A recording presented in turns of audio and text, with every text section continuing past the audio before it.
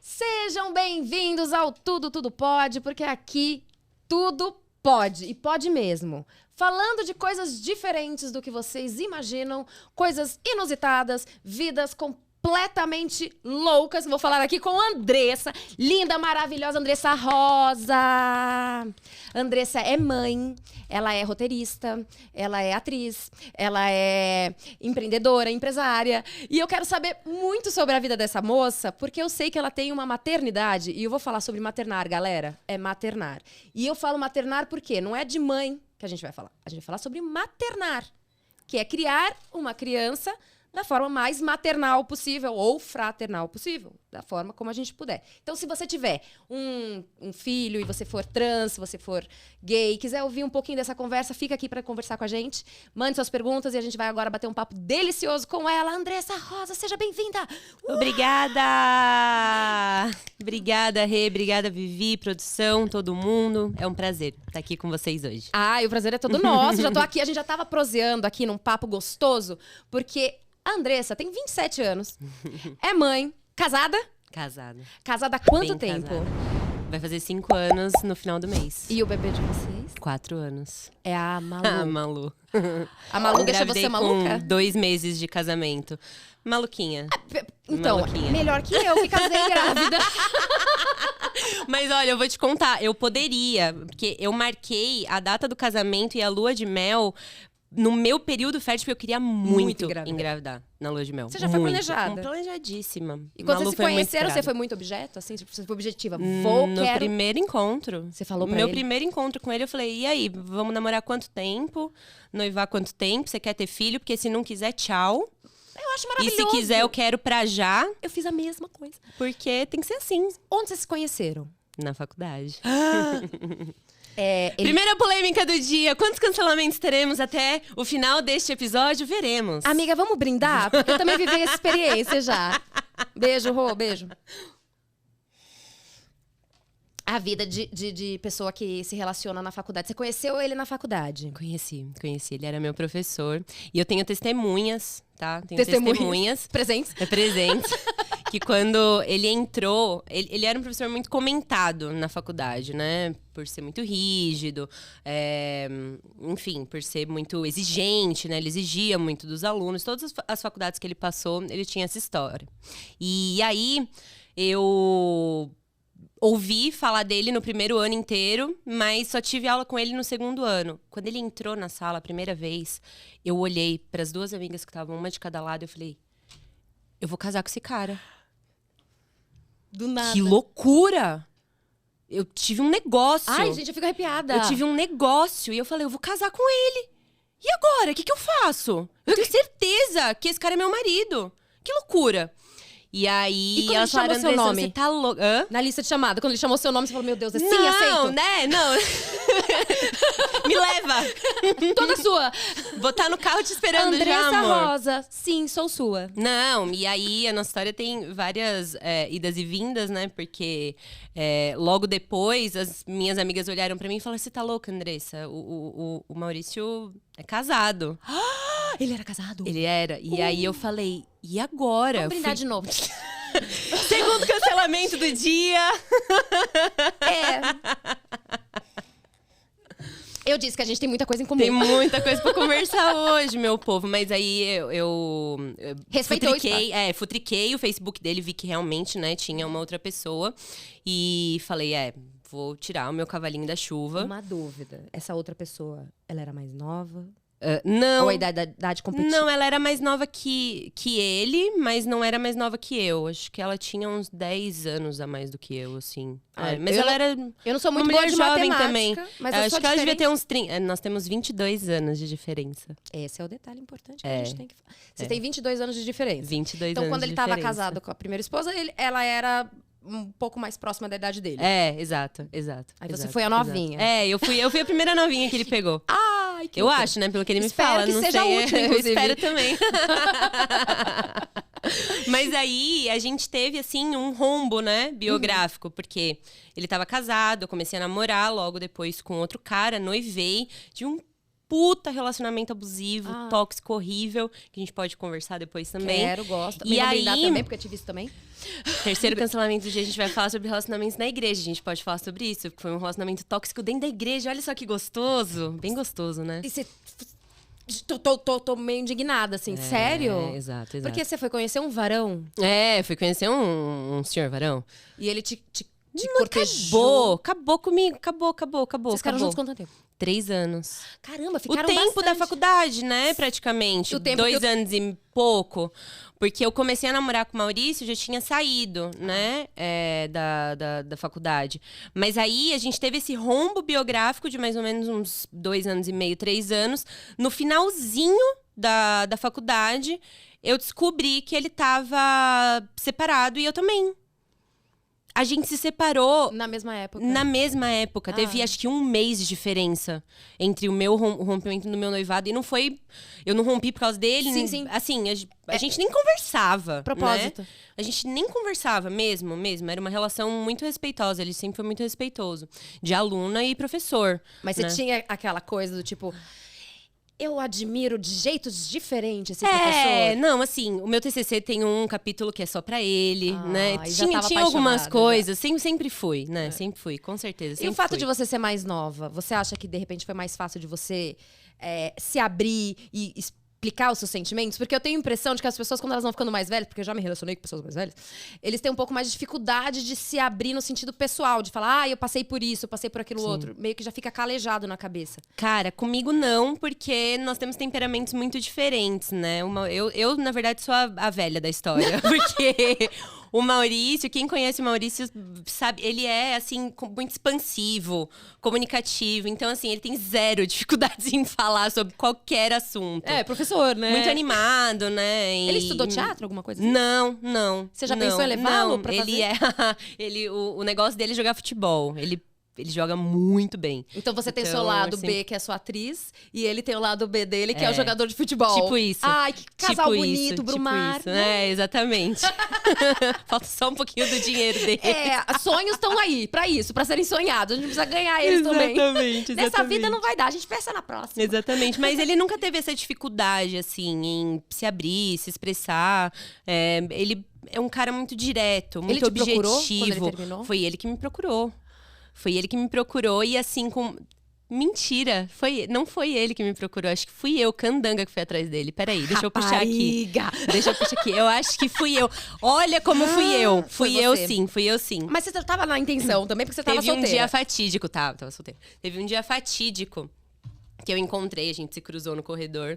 E aí eu falei pra ele assim: olha, meu aniversário tá chegando, você podia me dar um presente, né?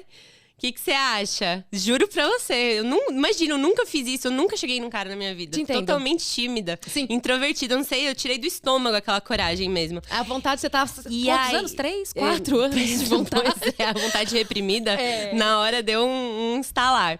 E aí eu que falei isso pra ele, e ele falou assim: você vai fazer aniversário, então eu queria muito te dar um presente, mas um presente ao meu modo, pode ser?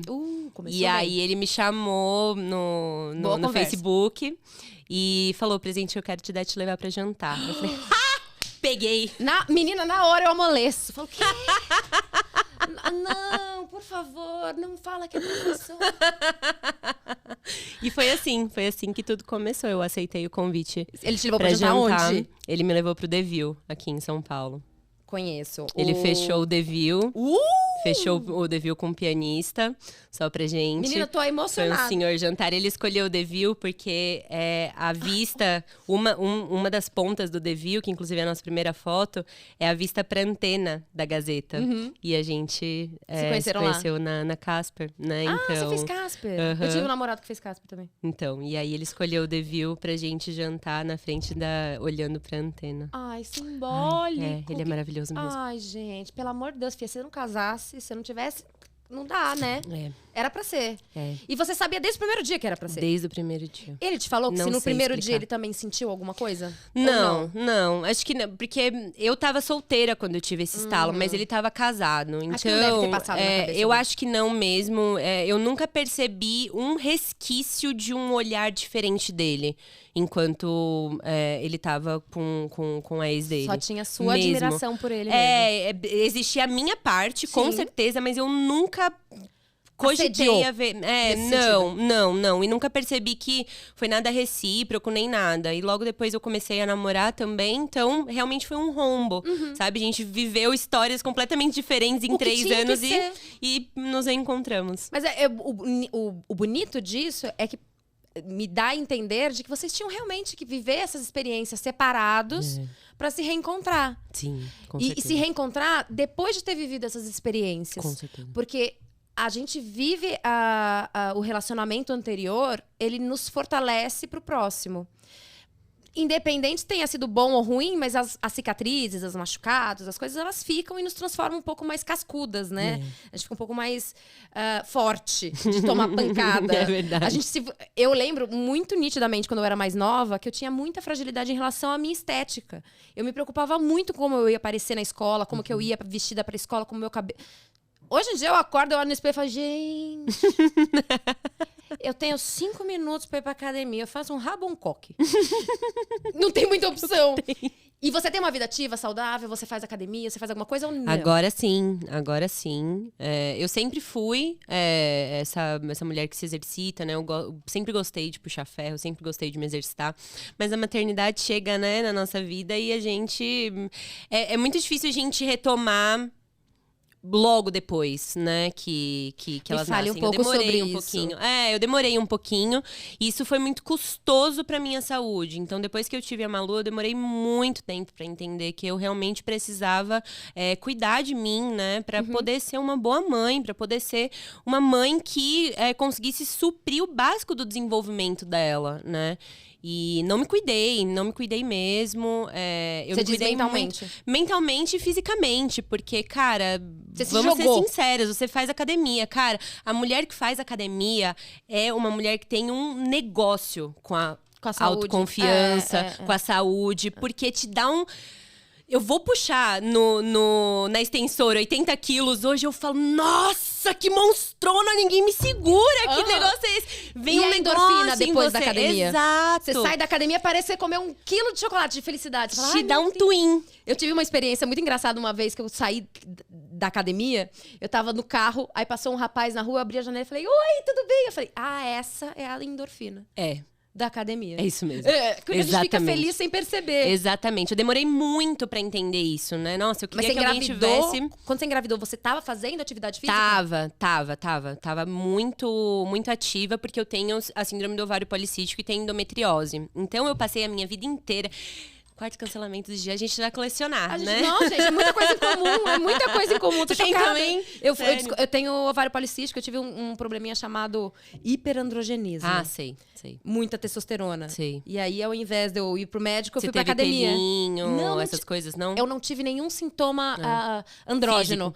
Mas a única coisa que eu apresentei, além do ovário policístico, que é ele tá liberando hormônio, eu comecei a fazer muita academia. Aí Sei. eu tive um overtraining. Que Sei. tipo, eu fiquei Ficou bem musculosa. Eu não sei brincar, eu sou ex-atleta. Então, não me dá um negócio pra fazer 1 hora. Eu vou fazer 25 horas até conseguir. Ficou obcecada, né? Não, com certeza. Mas com certeza. passou, tô bem. Sim. Mas me conte um pouco da sua gravidez. Foi uma gravidez tranquila?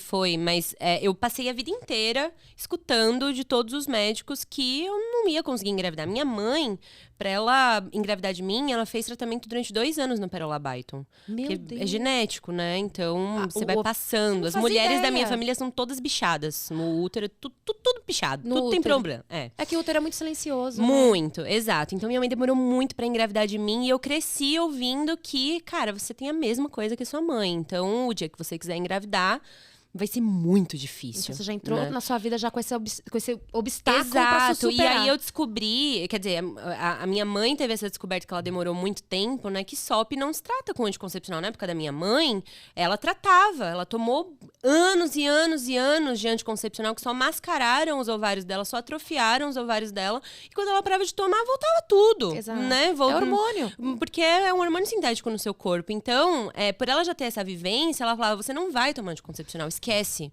Tratamento de SOP é controle de peso, jejum intermitente e dieta balanceada. Se vira, a gente vai fazer isso juntos. Então, eu sempre fui uma mulher muito ativa, né? Muito, muito. Quando eu ganhei 7 quilos na gravidez da Malu. E você, Foi só ela, assim. Ela nasceu com 4. Você achou que você precisasse fazer tratamento? Você pensou em alguma coisa? Ou você só, vou tirar o anticoncepcional, vamos pra lua de mel? Não, eu nunca tomei, né? É. Nunca cheguei a tomar anticoncepcional. Então, Você contava com a tabelinha? O meu ciclo era muito irregular, né? Então eu nem policístico. tinha tabelinha, na verdade. Porque eu menstruava 3 vezes no ano. Você já tava meio Então, arriscado. assim, O meu era ao contrário, era direto. Sério? Eu espaçava, assim. Às vezes eu tinha que tomar remédio pra Você forçar retinha a muito líquido? Nossa, demais. Demais. Então eu tinha uma vida muito regrada.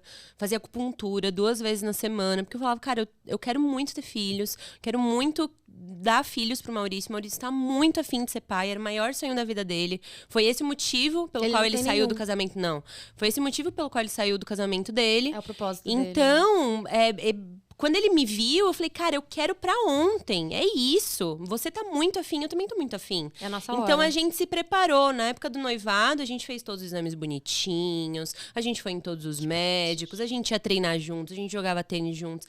E aconteceu, né? 2 meses de casado, tava lá. Eu casei em setembro. Engravidei da Malu em dezembro. E como você descobriu que estava grávida? Eu tinha certeza. Assim como eu tinha certeza que eu ia casar com o Maurício, eu sabia que eu tava grávida. Sabia. Eu acho que isso nunca mais vai acontecer na minha vida, mas eu tinha certeza. Você, eu acompanhei aqui na sua ficha que você é cristã. Uhum. Você acredita que foi o papaizinho do céu iluminando seu caminho pra falar, olha aqui, ó. Esse é o moço que você vai casar, esse cara vai ser o pai. Acredito. Não acredito em almas gêmeas, né? Porque eu acho que é uma outra... é um pouco romântico demais, Sim. né? Mas eu acredito realmente que Deus nos aproxima de pessoas com interesses próximos, né, dos interesses que a gente tem. Mas o Maurício, ele teve um fator determinante que... eu tive poucos namorados, né, na vida. Eu tive 3 namorados, mas nenhum desses 3 me despertava o desejo de ser mãe. De casar, sim, mas de ser mãe, não. Inclusive, o relacionamento que eu tive antes do Maurício, eu morria de medo. Eu falava, Deus que me livre. Ter um filho com esse cara. Deus que me livre. Não quero, não, deixa isso pra lá. Vou curtir, vou fazer minha vida. Esse não é um sinalzinho de alerta? Termina É um esse sinal. Pra mim é um poderoso sinal. Porque se você tá num relacionamento e você não quer ter frutos desse relacionamento, você não quer que esse amor frutifique, se transforme numa terceira alma. Não é amor, né? Exatamente. Então, mas eu não encarava isso como um sinal na época. Hoje eu vejo que era um sinal vermelhaço pra mim de falar, querida, tem alguma coisa aqui te dizendo que não é pra ser desse jeito.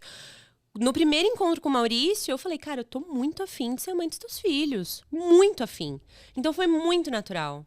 Sabe? Foi muito, muito mais natural esse processo. Eu não tinha medo nenhum, é o que eu te falei. Eu poderia engravidar na lua de mel tranquilamente. Não existia isso pra mim de, vamos curtir a vida de casais. Não, nós estamos curtindo muito bem, obrigada. A Malu não nos atrapalha em nada. Como você contou pra ele quando você descobriu que você tava grávida? Então, eu tinha certeza, né, que eu tava grávida. Não estava atrasada. Olha que coisa de doido. Não estava atrasada. Então, quando eu casei com ele, a primeira coisa que aconteceu foi o meu fluxo, né? Ficou Começou, mas ele tava vindo mais. Então, eu tive 2 fluxos sequenciais, assim. Eu falei, nossa, eu tô regradinha, né? E aí, no terceiro, eu falei, tem uma coisa diferente em mim. Era um domingo à noite, eu tava assistindo Fantástico. Era dezembro, né? Então já tava na época do panetone. Ele tinha comprado um panetone pra mim e eu tive uma vontade inacreditável de comer panetone com sorvete. Desejo. Inacreditável, mas era uma coisa assim... Ó, meu celular caiu. Era uma coisa... Mulher, esse panetone. Você tá com vontade de comer panetone de novo? Pois é, a vontade do panetone é bem fatídica. Tô vendo. E aí, quando eu tava comendo panetone, eu falei, eu tô grávida. Meu Deus do céu, eu tô grávida. Isso aqui não é normal. Eu jamais teria essa vontade de comer. Amanhã, quando o Maurício sair, porque ele saía às 7 horas da manhã pra ir pra faculdade, pra Você já dar tava aula. trabalhando? Eu tinha acabado de sair do trabalho que eu tava. Porque a gente tem uma produtora juntos e eu tava muito atolada, fazendo muitos trabalhos com a nossa produtora. Eu não tava dando conta. Então, eu saí do trabalho que eu tava e tava tocando a produtora. E aí... Eu esperei ele sair, segurei o xixi, porque eu não tava atrasada, então precisa ser o primeiro xixi do dia. Manhã, então eu tomei café da manhã com ele, segurando o primeiro xixi do dia, que é insuportável. E ele sair, deixei ele sair de casa, fui correndo, peguei um teste, que eu já tinha testes lá. Você já tinha preparado? Já. Você a gente queria, muito, né? Peguei o teste, e aí acho que eu tinha uns 8 testes em casa. E aí eu fiz o teste, tinha dado positivo. Aí eu falei, não é possível. Joguei fora e peguei e fiz outro. É piada. Eu vou fazer mais um só pra tirar a prova do 3. Gente, mas não é possível. Eu tenho um lote inteiro errado aqui na minha casa. É um lote com defeito. Tô achando que tem alguma coisa errada aí. Eu peguei os 8 testes e mandei pra madrinha da Malu. E Você falei fez assim... 8 testes? Fiz os 8 testes. Aí eu falei, não é possível. Eu acho que eu tô grávida. Ela falou, você tá grávida pra caralho. Posso falar palavrão aqui? Amor, desculpa. aqui tudo pode. Não é que você tá grávida pra caralho. E aí a gente ia viajar, era aniversário do padrinho da Malu. A gente ia viajar pra praia. Ela falou, você precisa ir no laboratório agora. Porque você não pode passar o final de semana do aniversário do Rico na praia sem tirar essa dúvida. Eu fui correndo pro laboratório, fiz o beta e falei, pelo amor de Deus, eu preciso desse exame com urgência. Me ajuda, eu vou viajar com meu marido, eu preciso contar pra ele. E aí preparei uma caixinha, levei pra praia, falei, bom, se der negativo eu guardo a caixinha. Se der positivo eu dou a caixinha pra ele. Com uma Você foi viajar sem saber o resultado? Sem saber o resultado. E aí ele falava, aí eu lembro que no caminho, né, descendo a serra. As 2 maiores horas da sua vida. Nossa, e assim... Você ficava no celular vendo? Muito, atualizando de hora em hora. E a internet não chegava. E a madrinha da Malu é uma barata tonta, né? Ela ficava de 20 em 20 minutos. E aí, saiu, aí, atualizou. Os 3 sabiam. O único que não sabia da viagem era o coitado. O marido sempre é o último a saber, amiga. Tem essa notícia pra te dar. Todo mundo sabia. E eu falava, não tá dando. E aí, a gente no caminho da serra, ele falava assim, vamos fazer uma retrospectiva do nosso ano? Foi tão bom, né? E aí, eu com a vontade de falar, o nosso ano ainda não acabou, Maurício. Segura ainda essa calma, emoção. Não vamos fazer. Você tá muito emocionado, ainda. Calma. Exatamente. E aí, a gente foi jantar. A gente passou o dia inteiro. E você... Bebendo na praia e eu sem beber. E ninguém conseguia disfarçar. O Maurício falando, toma, amor, eu comprei o seu vinho favorito. Meu Deus do céu, eu falei, eu tô com uma gastrite. Não sei, não tô bem. Todo mundo, não, ela não vai beber não vai beber não. E ainda bem que você tinha pessoas pra te ajudar. Menina do céu. E o João, o filho mais velho da madrinha da Malu, ele era petitinho, ele tinha uns 4 anos. A idade da pra aguentar, porque ele sabia. E ele falava, tio, toda hora ele vinha, como é que você consegue você sabia que tinha desse... Olha só o batom, come! Olha que lindo, caiu o osso do cachorro, pega! Menina, eu sei que o resultado chegou, era umas 10h30 da noite, a gente já tinha jantado, a gente tava num restaurante, tava no Aqua, lá em Maresias. Eu tô ansiosa só por você, de imaginar a sua ansiedade de contar. Eu fui pro banheiro com a Aninha e falei, o beta saiu, eu realmente tô grávida. Aí a gente voltou pra casa e eu dei a caixinha. O padrinho da Malu tinha levado um Brunello de Maltacino, porque a gente tem o costume de toda vez que chega uma criança, a gente presenteia o pai com um Brunello de Maltacino, que é um vinho bem gostosinho. É um costume e aí ele falou, da família. Eu trouxe um Brunello aqui hoje pra gente tomar em homenagem ao meu aniversário. Aí ele falou, mas Brunello pro seu aniversário? Brunello é quando tem criança nessa família. Aí eu vim com a caixinha. Nossa, aí... Ele chorou? Muito. Ai, que coisa... Me arrependo muito de não ter gravado, mas tá na minha memória. Mas a gente perde um pouco disso, né? Nossa. Quando a gente tá nesse momento, a gente quer tanto viver isso que a gente esquece de registrar. A minha gravidez tem pouquíssimas fotos também. Porque eu fiquei curtindo super. Nossa, muito, mas foi muito gostoso. Não, e foi do jeito que você sempre sonhou em contar? Muito! Eu não sei como eu consegui mesmo segurar, né?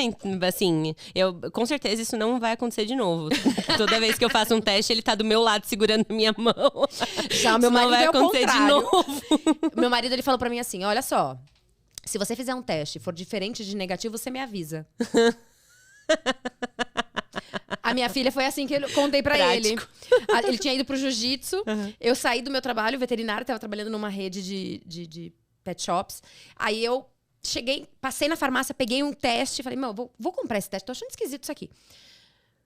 Tá achando estranho? Parei de tomar pílula, mas não menstruo? Que é isso aqui? Tá estranho isso aqui.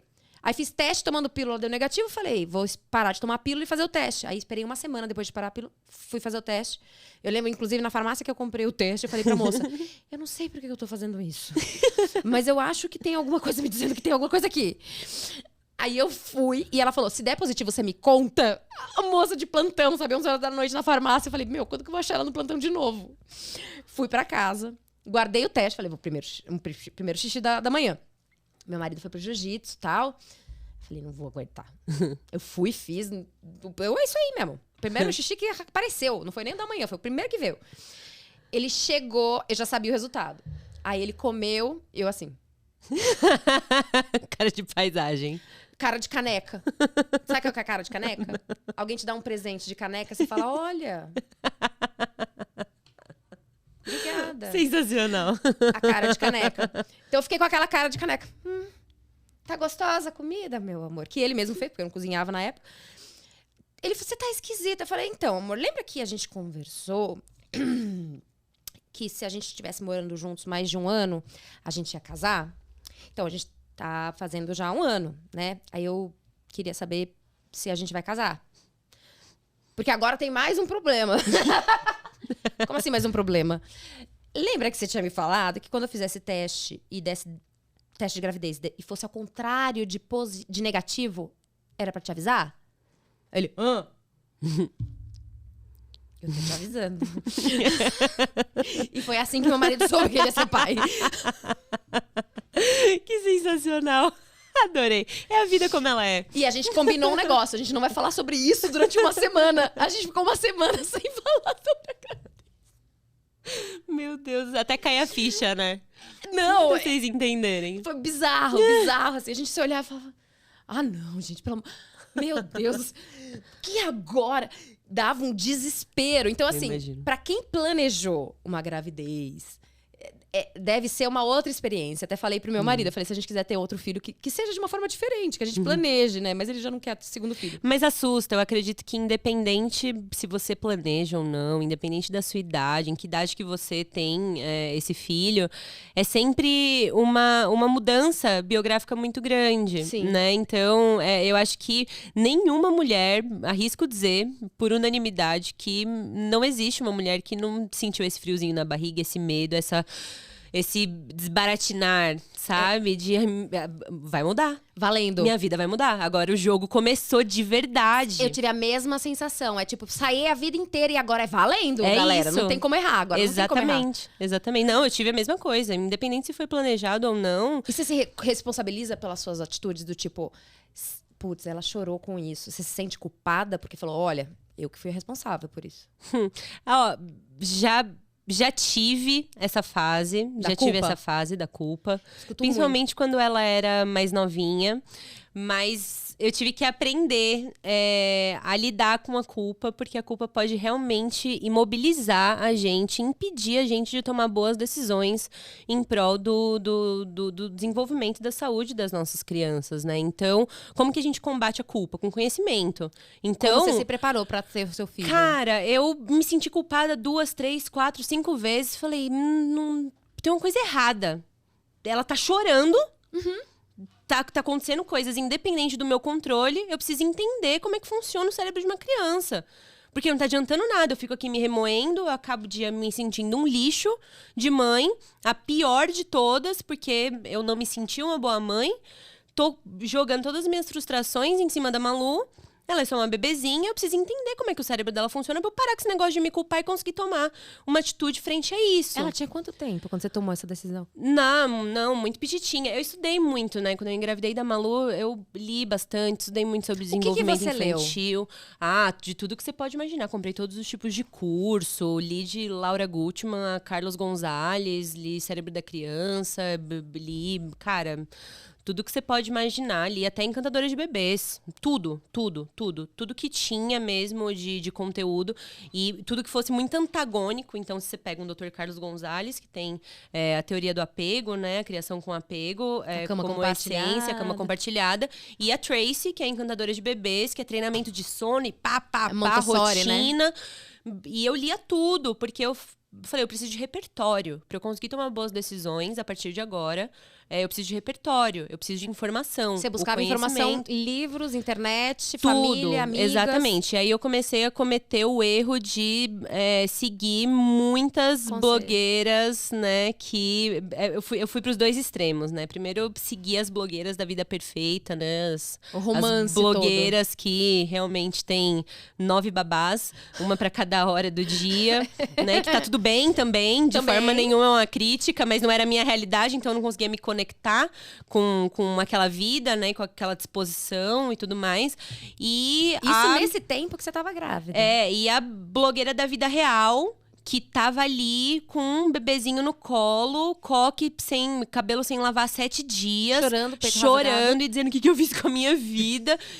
E, cara, hoje, inclusive hoje no Se Liga Mãe, muitas mães vêm e falam pra mim, Andressa, eu tava com muito medo de ser mãe, porque hoje estão transformando a maternidade real numa maternidade infernal. De repente, parece que as nossas dificuldades e que os dias maus que a gente tem, que não são todos, né? A gente tem dias difíceis, mas não são todos. De repente, parece que a nossa vida vira um inferno. E que é horrível ser mãe. E que não existe lado bom, né? Então, eu tava morrendo de medo. Porque eu tava seguindo essas mulheres, essas mães reais. E ficava assustada. E eu cheguei aqui, pelo menos eu tive um refrigério. De falar, nossa, não é só assim, né? Então, acho que hoje na internet a gente tem esses... 2 pêndulos mesmo, né? Então a gente vê mulheres que a gente até se inspira e tudo mais, mas não consegue se conectar. E a gente vê mulheres com a vida completamente desordenada, que precisam de ajuda. Você tem vontade de ver essas mães e falar, vem cá, deixa eu te ajudar. Eu queria dar um abraço em todas elas e falar, vamos organizar essa rotina. Deixa eu te dar um abraço aqui, deixa eu organizar a sua vida. Essa questão não é assim. Da rotina... Você tava falando dos 2 extremos. Você foi por um lado ou você dosou os 2? Eu dosei. Então, Mas a primeira coisa que eu fiz... Minha mãe é uma mulher que trabalha muito, né? Minha mãe é uma mulher jovem. Então, assim... o Maurício teve 5 dias de licença paternidade. Provavelmente foi nessa época que a Vivi era aluna dele, né? E voltou a dar aula, simplesmente. E eu fiquei com uma cesárea completamente inflamada. Não tinha ninguém. Não tinha ninguém. Não quis ter babá. Não tinha ninguém. Nem mãe, nem sogra, nada. Minha sogra é muito senhora. Minha mãe tava trabalhando, não podia largar o trabalho, abdicar do trabalho pra ficar comigo. Tava ali sozinha. Primeira coisa que eu fiz, rotina. E foi da sua cabeça? Primeira coisa que eu fiz, do background. Aí que eu falo, repertório. Você veio preparada pra isso. Não tem como você ficar num lamaçal de culpa... Se você tem repertório, porque o conhecimento liberta. O conhecimento é o negócio que vai transformar a sua maternidade. Você não pode ficar igual uma Zezinha deixando a vida te levar, deixando o negócio acontecer. A primeira coisa que eu fiz foi, opa, pera lá, estou sozinha. Sozinha mesmo. Estou sozinha. Não que seu marido não fosse presente, não é nesse sentido. Não, ele estava trabalhando. A sociedade não permite o pai presente tanto tempo também, 1% infelizmente. Da população vai conseguir, né? É complicadíssimo. Essa vidinha. perfeita e junto, né? Onde a mulher e o homem vivem o puerpério juntos. Isso é muito difícil. Graças a Deus as coisas estão mudando, mas há 4 anos atrás era muito pior. E você leu sobre puerpério quando você tava grávida? Li muito, Baby blues, mas tudo? não adiantou nada, porque o negócio foi violento mesmo, né? Eu precisei fazer uma reposição de progesterona muito forte, porque grande parte do baby blues que a gente tem, grande parte da depressão pós-parto, é por causa da queda muito brusca de progesterona. As mulheres não sabem disso. Elas não estão amparadas por médicos que vão chegar pra ela e falar assim, vamos fazer uma reposição aqui de progesterona pra você ficar bem. Né? Pra você viver com menos intensidade, menos força esse puerpério, porque senão ele vai vir avassalador. Eu mesmo com essa reposição, eu passei por um baby blues lascado e tive depressão pós-parto. Como é que foi? Pra você, quando muito você difícil. descobriu que você teve a depressão pós-parto? Depois que você superou a depressão? Que eu superei. Mas você teve acompanhamento? Depois que eu superei. Porque suporte. a gente acha que a depressão pós-parto, a gente tá acostumada a achar que a depressão pós-parto é você querer tacar o bebê pela janela, você entrar no quarto de madrugada, né? E com o travesseiro e querer afogar o bebê. E não tem nada disso, né? O nome disso é psicose materna. Vai acometer 0,00001% da população de mulheres que já estavam, já nasceram com uma predisposição para psicose, e a psicose vai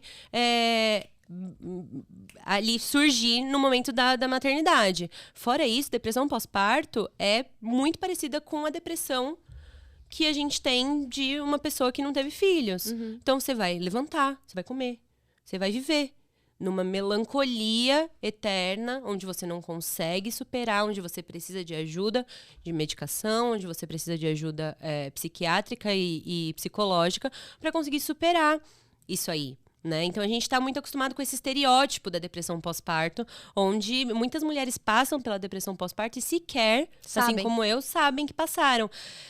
Estão completamente traumatizadas com a maternidade, sendo que, filha, você precisava de ajuda. Era só isso que ela precisava. Você precisava de ajuda, você passou por uma depressão pós-parto.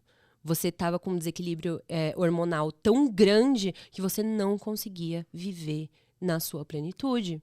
Isso não tem nada a ver com a maternidade. Você precisa de ajuda. Não é porque você não quer tacar o seu bebê pela janela que você não tá vivendo uma depressão pós-parto. Não é assim que funciona. Exato. Né? A depressão pós-parto, eu vivi a depressão pós-parto também.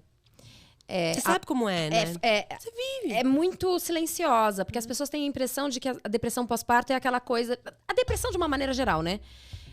Que a depressão de uma maneira geral é a pessoa chorando, é a pessoa triste, chateada...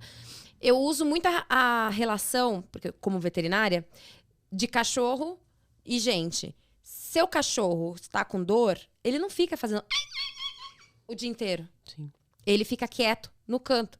A depressão é isso, é te isolar e você aos poucos se confortar naquele isolamento. E aí você começa numa solitude, numas outras questões. A minha depressão pós-parto foi horrorosa, porque eu fui desligada da empresa que eu trabalhava quando minha filha tinha 6 meses. Então, tipo, eu enalteci a empresa que eu trabalhava, falando, nossa, olha que incrível, eu tô tendo agora o sonho de todas as mães, que é a licença pós-parto. É a história de todas nós, né? É licença maternidade, beleza, tal. Voltei, deu 6 meses, a minha filha, minha chefe me mandou embora. O meu pânico foi, o que eu vou fazer com uma criança de 6 meses embaixo do braço agora? Pra onde eu vou? Minha sorte, como mulher, é que eu era casada. Eu fico imaginando as mães solo, que dependem de creche pública, que depende daquilo outro. E aí você vai colocar na creche, você precisa ter um emprego para conseguir colocar a criança na creche. Mas se você não tiver com a criança na creche, você não vai conseguir procurar um emprego. Você não vai ter um emprego. Então, assim, é uma conta que não fecha, né? Pra mulher brasileira é uma conta que não fecha. E a mulher ter que chefiar a família. Essa questão da mulher chefiar a família já não é bem vista. Não, eu digo não é bem vista, não pela sociedade, que a gente não vive mais em 2020, em 1820. Mas a gente tem uma questão com a mãe. É muito deturpada a visão que as pessoas têm da mãe. Porque acha que a mãe, ou ela tá louca, depressão pós-parto, ou tá na fase da amamentação enlouquecida, que não solta o filho, fica... Ninguém chega perto. E se torna muito agressivo para a mãe, que na verdade era um momento em que ela devia estar tendo acolhimento, que ela devia estar sendo cuidada, zelada, ela devia estar sendo assistida, porque é uma pessoa que passou por 9 meses de transformação no corpo, e não é só de tamanho, ela estava gerando uma vida lá dentro. E depois que essa vida saiu, seu corpo está voltando a ser o que ele era. Então não é só perder barriga.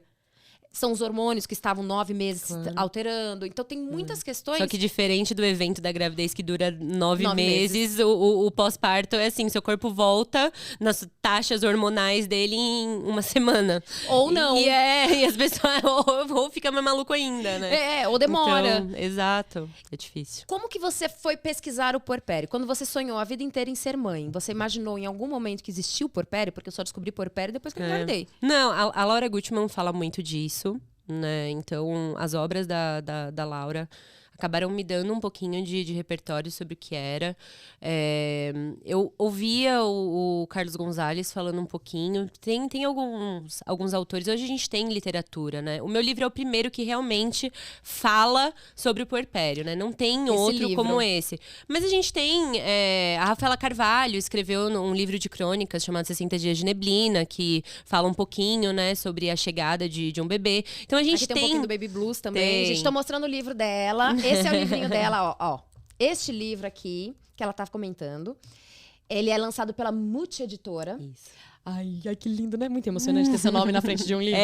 Não é? Eu tenho certeza que foi seu marido que incentivou você a fazer a publicação. Foi. O professor é isso, né? Ele incentiva pra caramba. Ele não me incentivou, ele me obrigou. Ele me trancou no quarto, em casa, e ele falou, você só vai sair daqui quando... Sua filha tinha quanto tempo? Ela tinha 1 ano e alguma coisa. Ele te trancou no quarto quando ela tinha 1 ano e falou, vou cuidar dela, agora você escreve. Você só me sai daqui quando você tiver esse livro pronto. Porque eu contei a ideia pra ele, e ele olhou pra mim e falou... Você tá de brincadeira comigo, né? E eu não botava fé. Eu falava, imagina, eu vou escrever um livro diário, um livro que depois vai ser uma recordação, um álbum de recordações pra essa mulher. Quem é que vai comprar isso, né? E ele foi o primeiro, né, que comprou a ideia e falou assim... Acredito em você. O meu livro foi disputado, acho que em 5 editoras. Eu escolhi a Muti. É muito legal. A ideia do livro, assim, eu como leitora, peguei o livro, a primeira coisa que eu fiz foi que eu sentia muita falta de ter um diário. Mas não era pra falar do bebê, o bebê engordou 2 gramas. Era pra falar o que eu tava pensando, porque a nossa cabeça fica meio maluca. Exatamente. Então, no livro aqui, ela tem o episódio em que ela conta a situação, né? Ela narra aqui a situação de uma forma bem didática. E aqui do lado, como você está se sentindo hoje. Eu achei isso aqui de uma sensibilidade tão grande. É só mãe que faria um negócio desse. Que é da gente ler isso e falar, vou dizer o que eu tô passando. E agora? Que era a pergunta que a gente queria ter ouvido, né? Como é que você tá se sentindo? Porque os olhos, depois que o bebê nasce, os olhos se voltam pra esse bebê. E, claro, né? Uma coisinha linda, fofinha, gostosa, cheirosa, né? Com um cheiro inacreditável. Os olhos se voltam pro bebê mesmo. E o indefeso da história. Mas essa mulher, ela não pode ser esquecida, negligenciada. Inclusive, ela vai ser, quanto mais apoio ela tiver, quanto mais suporte ela tiver, melhor mãe ela vai ser. Então, eu acho que essa é a pergunta que eu mais gostaria de ter ouvido, ecoado, porque eu tinha o Maurício muito presente, né? O Maurício me perguntava de 5 minutos como que eu tava e etc. Bom, mas eu tive esse privilégio, mas eu ouvia de muitas mães, eu tô me sentindo muito sozinha. Então, essa foi a oportunidade que eu tive pra estar junto com elas. É bem presente mesmo essa fala que você em fez. cada puerpério, eu tô lá. Tô dentro da casa delas, todos os dias perguntando. Ganhei um autógrafo. Eu achei incrível, de uma sensibilidade ímpar você fazer isso, de você se pôr presente da mãe. Eu acho bacana vocês contar um pouquinho da sua experiência. O parto aconteceu assim, foi assim que aconteceu comigo. É uma sensibilidade muito grande. E a vontade de fazer isso tudo de novo, você faria? Opa! Nossa, mas por mim, eu tinha uma creche já. Eu falei isso pro meu marido, mas meu marido é filho único. Eu único. tinha uma creche. Então, eu também sou. Também sou. Não, mas pra mim tá tudo bem. Eu não fui a criança que ficava pedindo irmãos. Eu tive uma infância maravilhosa, uma adolescência maravilhosa. Eu não acho que é imprescindível. Eu sou muito feliz sendo filha única. Eu acho que tem muitos bônus em ser filha única, inclusive. Eu não sei, eu não tive esse privilégio. É uma vida bem privilegiada. Então, eu fui a primeira filha, a primeira neta, a primeira sobrinha. Ai, tudo. Eu tive, assim, o mimo do mimo do mimo, o privilégio de todos os privilégios. Tive uma vida muito feliz. Não acho que ter um irmão mudaria alguma coisa, né? Você não acha que o fato de você ter tido uma infância feliz, uma estabilidade feliz e ter sido filha única, de repente, pensar em prover filhos, mais irmãos para sua filha, Como ela encararia isso? Porque você nunca passou por isso, né? Então, com certeza vai ser um desafio. Vai ser um desafio pra gente. A família inteira vai entrar numa readaptação. Mas eu não penso na Malu pra ter outro filho, não. Eu acredito que o segundo filho, o terceiro filho, o quarto filho, ele tem que ser uma decisão única e exclusiva do casal. A criança, ai não, mas meu filho tá pedindo um irmãozinho. Cara, ele é uma criança, desculpa, ele não tem que interferir em nada. Ele não tem que ter poder de decisão de nada nessa família. Não é ele que pede, porque quem vai cuidar é você. Quem vai educar é você, né? Não é um Então, cachorro que você adota e depois, ai, mudei de ideia. Não é assim, não estamos falando de um bichinho de pelúcia.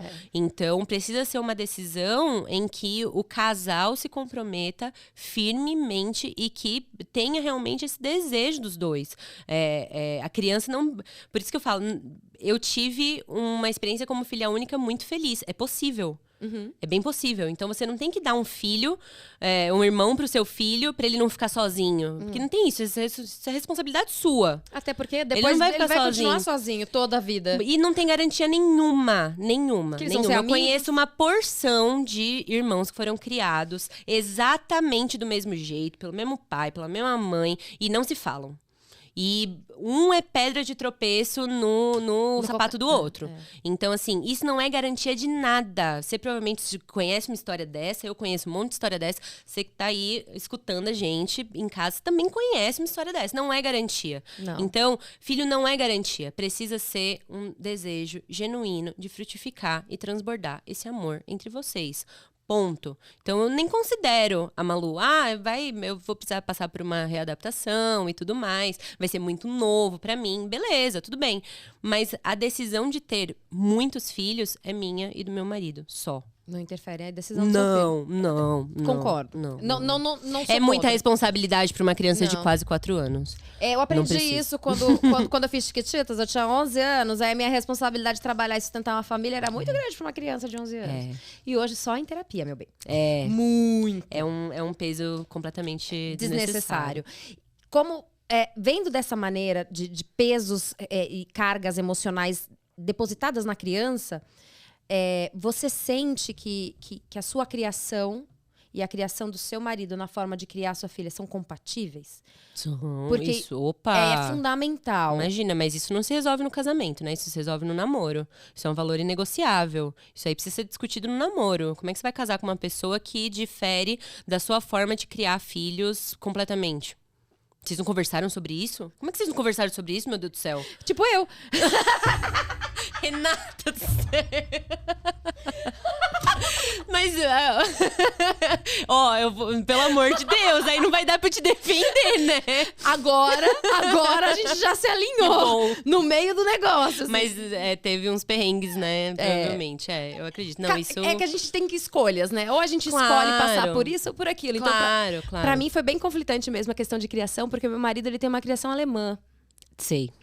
Que é Waldorf, né? Então, ele tem uma criação completamente diferente da minha, que foi uma criação extremamente, tradicional, sabe? Sim. A dele, ele começou com escola Montessori e criança independente. Pra mim, eu achava, assim, super louco uma criança largada no mundo, sabe? 16 anos, vai viver.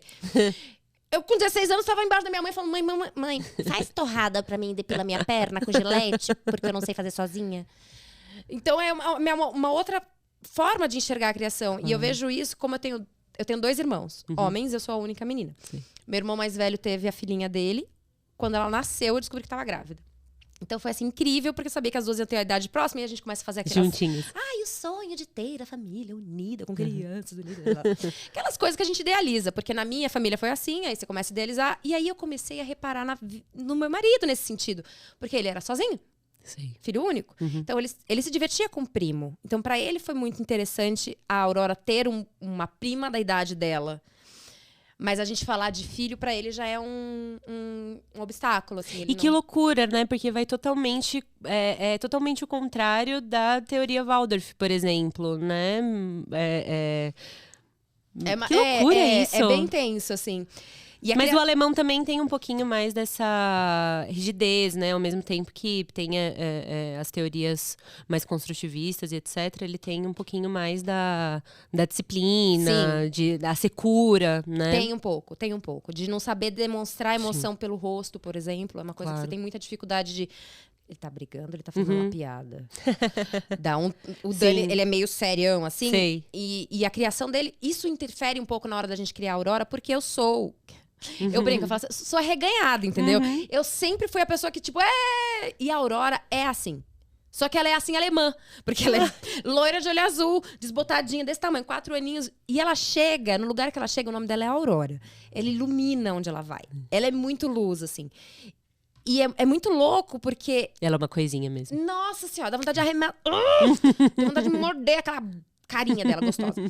E ela é uma criança gostosa, que ela gosta de estar na presença de outras pessoas. E isso que desperta em mim a vontade de ter outros filhos.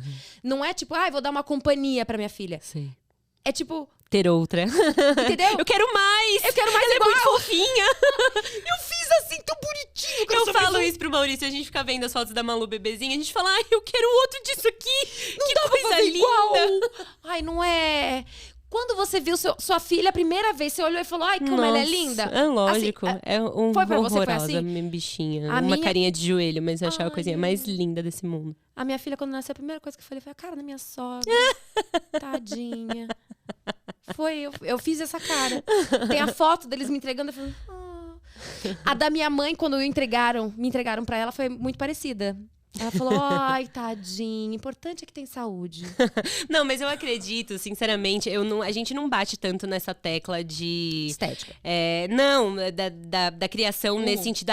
Qual é o modelo pedagógico onde a Malu vai estudar na escola? Não, isso aí eu decido, a gente tem esse combinado de falar, Andressa...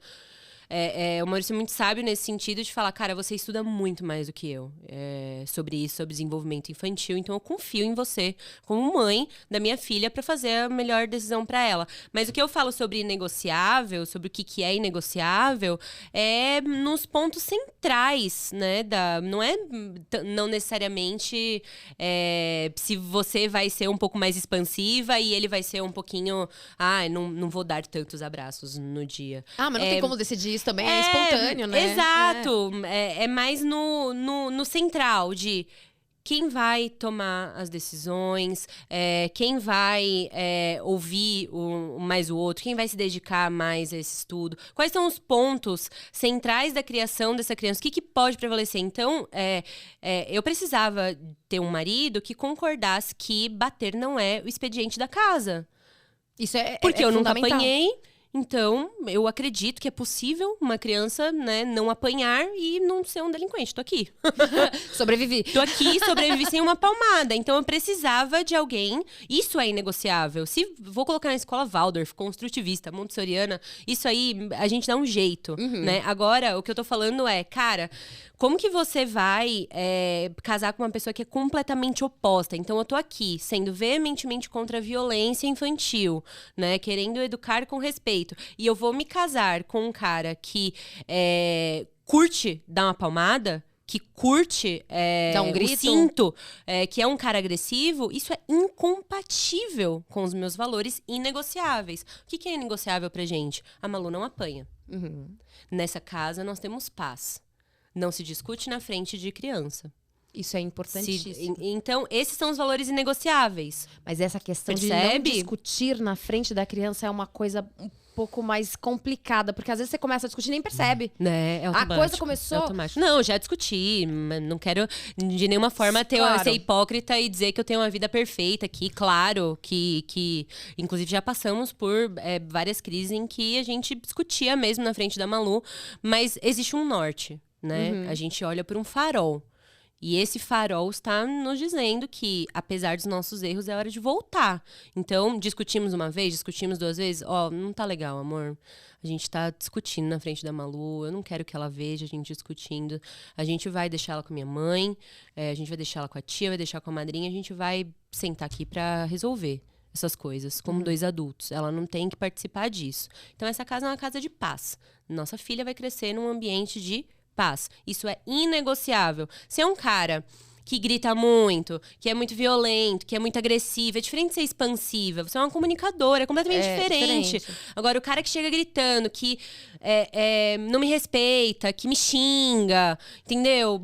Isso é inegociável pra mim. Eu não posso me casar com um cara que é completamente diferente. Isso a gente, é por isso que eu falo, isso a gente define como? No namoro. Antes de tudo. Você precisa ter essa conversa, porque não pode esperar a criança chegar pra ela sofrer no meio do fogo cruzado, né? Porque vai ser muito pior. E você acha que questão de hormônio... Quando a Aurora nasceu...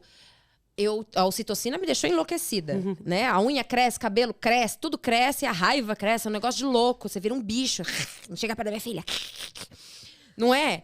Você vira leão. A minha unha crescia de um negócio que eu falava, meu, é uma garra, não é uma unha, é um negócio que vai crescendo. Eu falo, a ocitocina é rainha. É loucura. E também tem aqui nesse livro lindo, maravilhoso, um capítulo falando só sobre ela. Que eu já bati o olho aqui e já lembrei da minha. E a amamentação pra você foi muito difícil? Muito. Você já sabia que ia ser difícil? Já sabia. Mas porque você tinha estudado durante a gravidez ou porque sempre te contaram sobre? Eu já sabia porque eu sou uma mulher que tenho seios pequenos, né? Então, eu tive uma consulta preventiva e eu já sabia que eu era uma mulher a ter uma tendência muito forte a ter hipoplasia mamária. Hipoplasia mamária é uma condição genética que pouquíssimas mulheres têm, onde a gente tem poucos ductos, né? Então, toda mulher que tem, fazem muito essa pergunta pra mim, toda mulher que tem peito pequeno não tem leite? Não, tem nada a ver uma coisa com a outra. É glândula? Nada a ver. É a quantidade de glândulas. Então, uma mulher que não está grávida, ela não tem na auréola dela, não tem no mamilo dela as florzinhas, os ductos mamários. Eles são produzidos na gravidez, né? E eu tinha pouquíssimos ductos. E quando a Malu nasceu, não cresceram ductos. Então, eu realmente tinha gotinhas de leite. Então, você não era uma pessoa que sabia que não ia ter muito leite? Eu sabia que podia dar muito errado, mas foi uma frustração muito grande, porque eu tinha muita vontade de amamentar. Você não conseguiu? Não, eu comecei a fazer relactação com a Malu com 15 dias de vida. Com 20 dias ela tava na mamadeira. Não.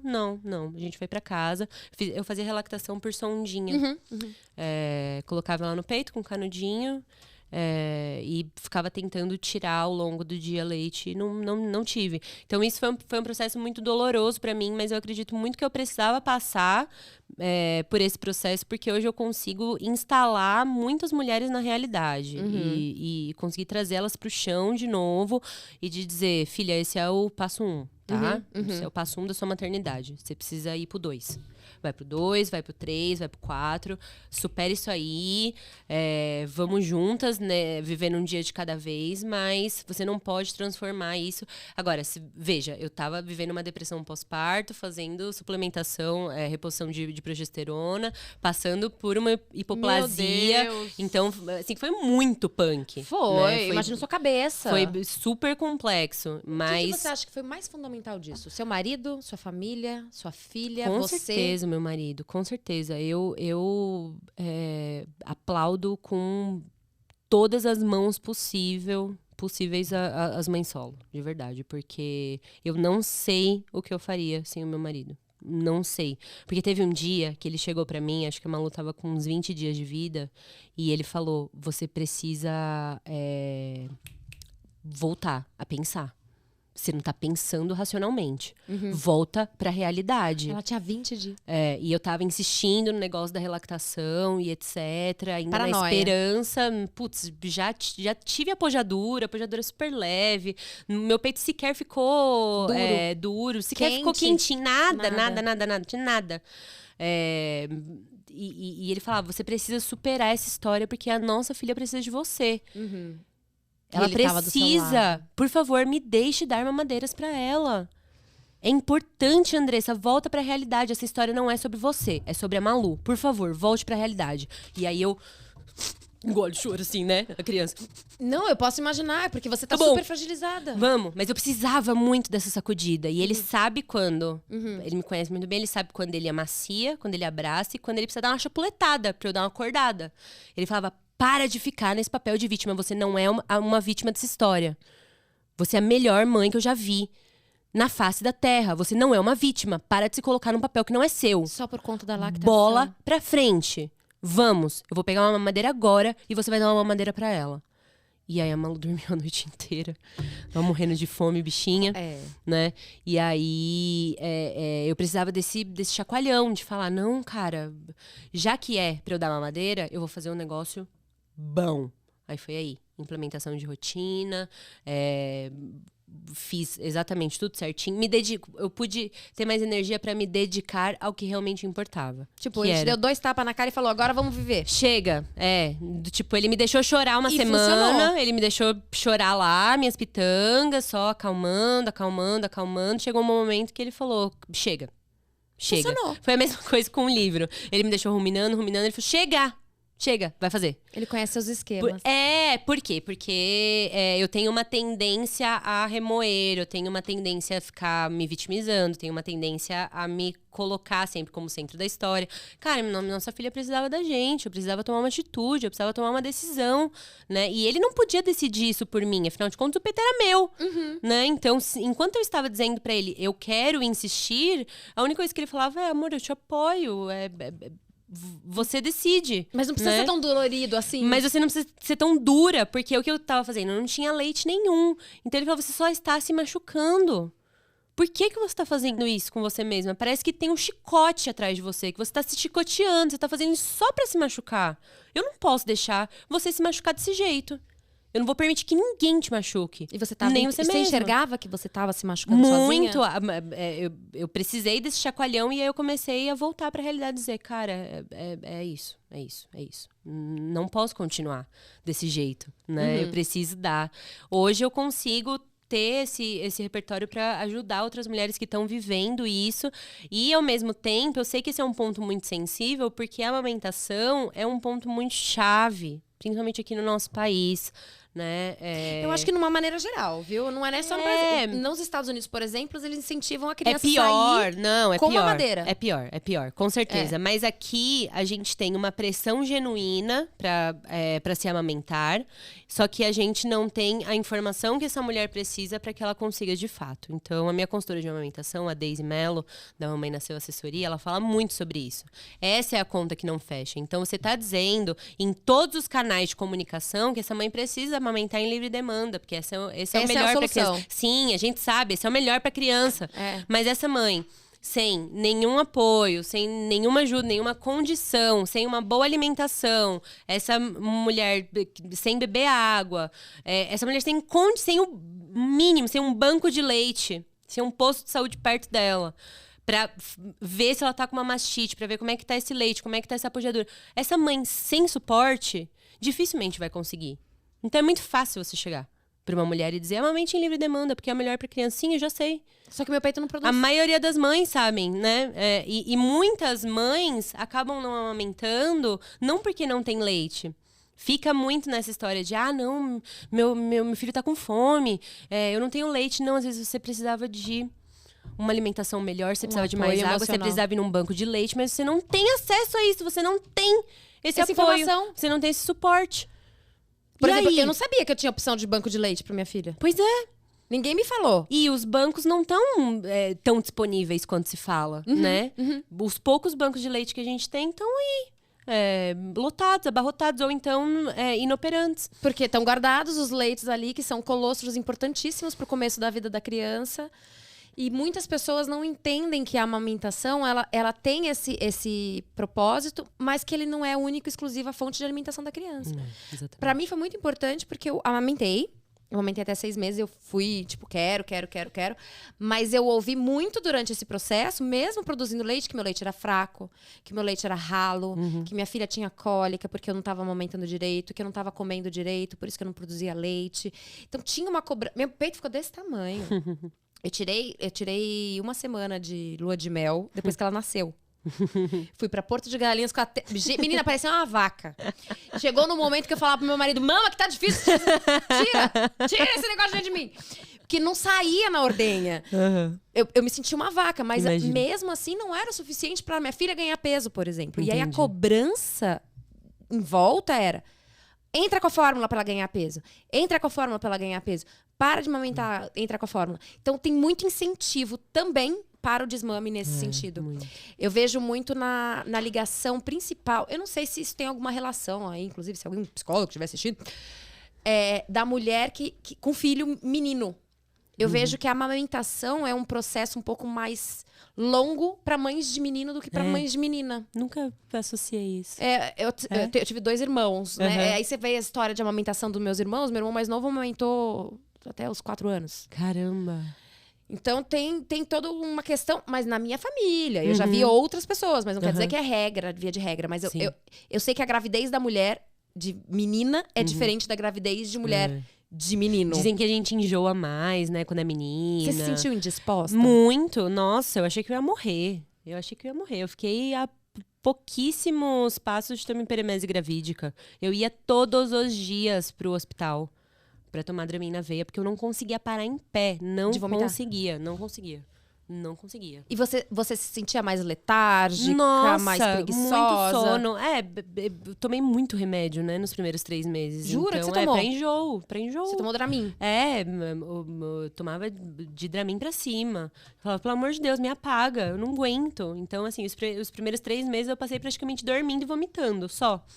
E o médico falou pra muito você, indisposta. passando dessa fase, você vai voltar a comer. Você voltou a comer? Mas foi um relógio. Quando eu completei 12 semanas, eu acordei e eu era uma nova mulher. Foi comigo também, foi assim. É uma loucura isso. Loucura. Eu lembro nitidamente. Tudo que eu colocava ali na minha boca, eu vomitava. Tudo. Eu tinha saído do meu trabalho, eu tava super frágil. Aí minha mãe tava fazendo... Meus pais, eles estavam fazendo um hambúrguer na churrasqueira. Aí eu olhei aquele hambúrguer, falei, tá cheiroso. Mas eu tenho medo da Aurora não gostar disso aqui, não. Não sei se eu vou comer. E eu fiquei esperando. Aí falei, mãe, faz o seguinte, me dá um pãozinho, não com a carne, só o pãozinho com um pouquinho de maionese que eu vou comer pra ver se fica. Mas foi assim, bizarro. Eu fiz 12 semanas. 12 semanas. Era a 12ª semana. Primeiro dia da 12ª semana. Fui na casa da minha mãe, comi esse pão e falei assim, acho que eu vou conseguir comer um hambúrguer. Eu comi 3 hambúrgueres. Olha só. E não vomitei. E aí, nesse dia, eu falei, agora eu vou comer tudo que eu não comi nesses 3 meses. Menina! É uma carta de alforria mesmo, né, pra gente. Eu tinha que fazer drenagem sempre. Você se sentia sempre. feia? Ou você foi aquela grávida que falou, ai, tô linda? Não, eu me senti muito feia. E aí, hoje eu olho pras fotos e eu falava, nossa, eu tava linda. Que loucura, né? Por que eu me senti assim, né? O que hormônio. colocam na nossa cabeça? A gente não sabe lidar com os nossos hormônios. E hoje eu olho as minhas fotos e eu falo, nossa, que tempo bom, que linda que eu tava. E eu não aproveitei tanto quanto eu achava. E te prepararam a vida inteira pra ser mãe e você achou que ia ser assim, faço de... O quê? Aqui, ó. Fiz. A minha mãe, ela tirou muito de letra, né? Minha mãe é uma mulher foda mesmo.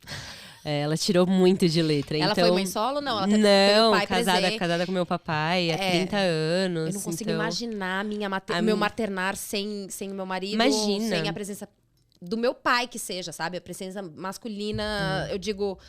É muito importante. Na minha questão familiar, eu acho que é importante. Eu sempre tive meu pai presente. Meu irmão é um pai presente. Então, a gente teve essa criação de, tipo, precisa estar presente desde o começo. Tudo é muito importante. Não dá pra dizer que não faz... ter o meu pai presente foi fundamental pra eu, inclusive, conseguir sair do meu relacionamento abusivo. Com certeza. Porque eu tive a referência de pai que eu tenho... É a referência de homem que eu tenho. Então, tanto meu pai quanto meu avô, eles são 2 referências drásticas do que é realmente ser um homem de verdade. E aí, quando eu comecei a ver os sinais desse meu relacionamento abusivo, eu sempre ficava com uma pulguinha atrás da orelha de dizer, meu pai nunca falaria desse jeito comigo. Que estranho. Não me descia. É aí que começou a pegar pra você. Meu pai nunca me proibiria de vestir essa roupa. Ele poderia não gostar. Mas não me proibiria. Mas ele guardava pra ele. Dá uma virada de bico, assim, mas guardava pra ele. Eu jamais deixaria de sair de casa sem uma roupa que eu gostasse. Que porque ele estranho. Falou, seu ex-namorado te limitava nesse sentido. Me proibia de usar batom vermelho, me proibia de cortar o cabelo, porque... ia aparecer demais os meus ombros. Meu ombro ia ficar pelado demais. E eu ia chamar muita atenção dos homens na igreja e eles iam ficar em tentação. Ele era mais extremo na religião, de repente? Ou ele se Nada. fazia disso por ciúme? Nada, é a pessoa que não entende nada da religião. Não entendeu nada sobre Jesus. Então ele É tá o lá... contrário. Não é, entende muito da religião, é muito firme. Não, é o contrário, você não entendeu nada. Uhum. Você não entendeu nada sobre o que é tratar uma mulher. Sobre a perspectiva de Jesus, sobre o tratamento de uma mulher. É totalmente o contrário, né? Então, era tudo baseado nas inseguranças dele. Hoje eu vejo, coitado, né? Coitado. Um coitado. Hoje você fala, poderia ajudar? Poderia, mas não sou Madre Teresa. Não. A mãe dele é outra. Não sou minha eu. filha chama Maria Luísa, não serei eu. Eu aprendi assim. Eu falei, nossa, eu poderia ajudar o mundo. Mas não é assim que funciona, né? É que você tem um dom de ensinar. Isso está em você. É seu. É seu, porque é seu, do seu marido. Vocês dois têm o dom de transmitir conhecimento. Você gosta de estudar. Assim, foi num bate-papo aqui que eu tô percebendo essas coisas, tá? Você gosta de estudar, você gosta de entender para poder falar e ter argumentos para. Isso é fundamental na hora de criar um ser humano, né? E a forma como você cria e você mostra sua relação com seu marido é a forma como sua filha vai ver a relação de um homem tratando ela no futuro. Exato. Às vezes brotam uma meia dúzia de pai lá no Se Liga Mãe e eles me pedem conselhos, né? Eles falam, Andressa, o que você acha que eu posso fazer para ser um bom pai? Adorei, eu quero saber. O que os homens podem fazer para serem bons pais? Amar sua esposa de todo o coração. Só tem um passo. Só amar. Não tem outro passo. Só amar. Não tem outro passo. Porque todos os dias, nas minhas piores fases, no auge da minha depressão pós-parto, no auge das minhas inseguranças, das minhas frustrações, o meu marido estava lá todos os dias fazendo meu café da manhã, indo me acordar com um beijo. E a minha filha assistia isso. Enquanto a gente ia dormir, brigado, e eu xingava ele de tudo que você pode imaginar, porque eu tava completamente... No dia seguinte, ele fingia que nada tinha acontecido. E ele colocava o meu café na mesa, prontinho, quentinho, e ia lá e me dava um beijo. E dizia que me amava. Então, você quer criar uma boa filha? Você tem que amar a sua esposa, de todo o seu coração. Mas eu não sou casado mais com a mãe do meu filho. Ame. Respeita essa mulher. Passe por cima do seu ego, das suas vontades. Passe por cima do que você acha que é certo. Uhum. Que o orgulhinho feridinho tá falando. Vai amar essa mulher. Ela é mãe da sua filha. Quer criar uma menina forte, segura de si. Ame a mãe da sua filha. Esse é o primeiro e o último. Uhum. Ame com todo o coração, porque é isso que faz a diferença. Foi isso que eu vi o meu pai fazendo com a minha mãe durante os meus 27 anos de vida. Foi isso que eu vi. Eles estão juntos há 40 anos, porque eles começaram a namorar com 13. Eu tô fazendo minhas contas também, mas meus pais também estão juntos mais ou menos na mesma época. Então, foi isso que eu vi o meu pai fazendo. Quando minha mãe teve câncer de colo do útero, aí a gente entra na questão do útero. O meu pai não foi contar pro meu avô, pro pai da minha mãe. Ninguém ficou sabendo. Ele foi assim? Do lado ele dela? Olhou, eu seguro, pode vir. Sou eu. Sua referência é forte, Eu sou né? a sua torre forte. E ele olhou, não tava nessa consulta, mas ele me conta com os olhos marejados. E ele olhou pra ginecologista da minha mãe e falou, o que eu faço pra salvar minha mulher? E você vem me falar que tem passo 2? Não tem. Depois disso? Eu acho que é só abrir a porteira, Quais né? são os conselhos? Como você acha que uma mulher se sente sendo amada de todo o coração? Ela vai ser a melhor mãe do mundo. Como você acha que essa menina vai crescer com uma referência de melhor mãe do mundo e de melhor pai do mundo? Ela vai crescer fudida. Ela vai crescer boa pra caraca, invencível. Ela vai ser a torre forte. Ela não vai aceitar se sujeitar a um cara inseguro que não deixa ela usar batom vermelho. Que não deixa ela cortar o cabelo. Uma hora ou outra ela vai se ligar. E se ela não se ligar, ela tem pra onde voltar. Isso é importante. Ela tem. Ela tem a família. Ela tem a redenção. Ela tem pra onde dizer, eu não te ouvi, pai. Eu errei. Eu tô aqui pra Eu aprender. tô aqui. E o pai? E a mãe recebe de braços abertos. Então, essa é a minha revolução. Como que a gente vai criar as próximas gerações? Amando, servindo, de todo o coração. Só assim. Esse só tem um passo. É só amar. O resto você pode jogar fora, o resto é perfumaria. O resto é negociável. Faz total sentido. A criação de amor é completamente diferente de uma criação desestabilizada, né? Assim, a sua filha é um bebê, vai fazer 4 anos ainda. Mas ela já te deu algum susto do tipo, falar alguma coisa que você falou, eu não acredito que ela tá falando isso. A minha me chama de manhê com 4 anos. Ela fala, manhê, já vou. Como assim, minha filha? Você não tem nem idade pra falar manhê. Não, imagina. A Malu teve uma vez, há uns tempos atrás, eu dei um grito com ela, briguei firme com ela, fiquei bravíssima. Passei do ponto, do limite que eu acredito que é aceitável. E aí ela foi pro quarto dela, né? Como se nada tivesse acontecido. Aí na hora de dormir, ela olhou bem nos meus olhos e falou assim: nessa casa a gente não grita. Você guardou o choro ou você chorou na frente dela? Eu choraria na hora. Verdade, filha. Você tem razão. Ela falou: nessa casa a gente não faz as pessoas se sentirem mal. Você se sentiu como? Nossa! Filha, você acabou de falar o que você falou que não ia fazer, entendeu? Tô um lixo. Menina, Porque é o preço. E aí você falou o quê? É o preço do testemunho. Eu fui uma boa mãe aqui. Cara, eu falei, é isso, filha. Você me deixou muito orgulhosa. Tô no caminho certo. Muito. Me desculpe. Me perdoe. Eu errei. Nunca mais você vai me ver falando desse jeito com você. Você tá certa. Não, e isso é um trauma que você vai levar pro resto da sua vida, né? Tá certa. Ela tá mais do que certa. Porque é o que eu ensino. O testemunho precede o discurso. O testemunho precede. Então eu tô criando a Malu pra pensar. Pensa, caralho! Pensa com a sua cabeça, não deixa que pense por você. Ai, gente, você tá entendendo? Pensa! Melhor raciocina! Existe um motivo, existe um porquê. Atrás de um lar amoroso, existe muito suor. E existem derrapadas.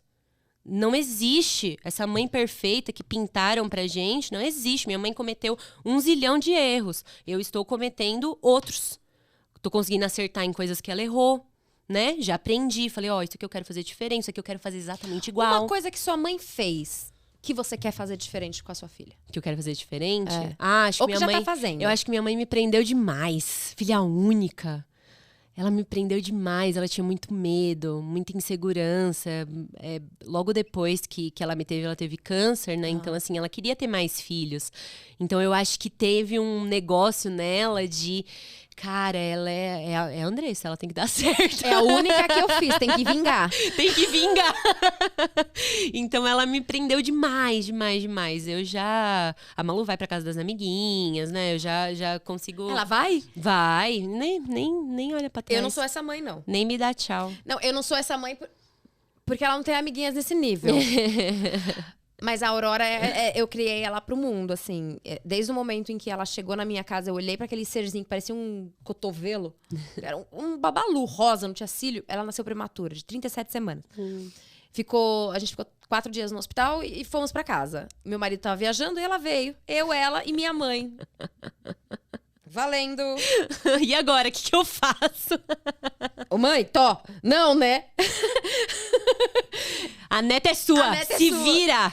Mas você sabe que por muito tempo, e eu te abro o meu coração pra te falar sobre isso, por muito tempo eu transferi minha responsabilidade de mãe pra minha mãe.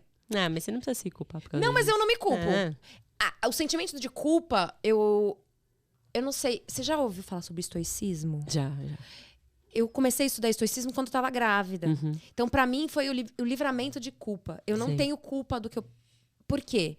Porque eu criei uma vidinha, e enquanto eu pude ser responsável por aquela vida, eu fui. A partir daqui, as decisões são delas. Não tem problema. Se ela errar, eu vou estar do lado dela. Mas ela vai ter que aprender. Ela vai ter que cometer os erros dela. Ela vai ter que aprender do jeito dela. Mas eu vou estar do lado dela. Na minha criação já foi diferente. Porque eu não podia errar. Porque eu, desde criança, era uma criança referência. Entendi. Então, eu não podia cometer erros. E aí, quando eu fui ser adolescente, foi a hora que eu quis errar. E aí, o que acontece? Tudo de errado. A revolta, a adolescência tardia. Que já é uma característica do adolescente, né? Mas você sabe que até esse fato da minha mãe ter me colocado muito nessa redoma e etc. Até isso eu consigo... Hoje eu consegui entender e eu consigo ver com bons olhos. Porque eu não precisava mesmo viver tudo que as minhas amigas viviam, né?